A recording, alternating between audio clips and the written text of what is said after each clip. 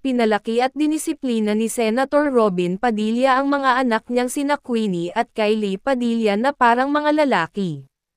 Para raw nag-training bilang mga sundalo sina Queenie at Kylie noong kanilang kabataan kaya naman lumaki silang matapang at independent.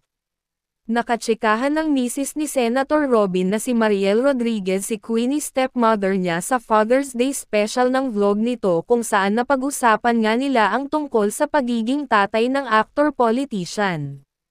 He trained US like actual soldiers.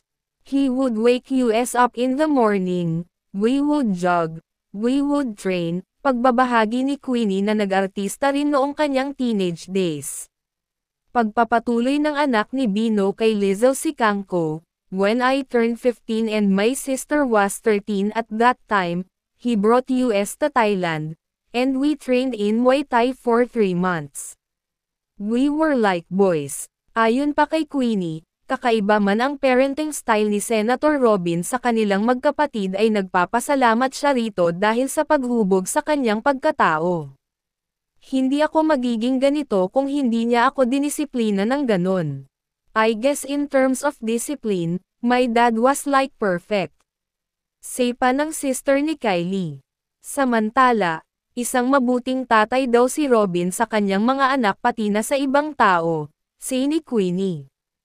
Aniya, si Senator Robin daw ang buhay na patunay ng pagiging isang mabuting Muslim, everybody calls him a bad boy. Pero deep inside, he's actually the kindest human being.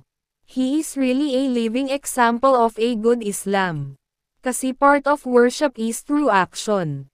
In the Quran, we have the word mawada. It's like love and more than love. And my dad is like an epitome of that word, pagmamalaki pa niya sa ama.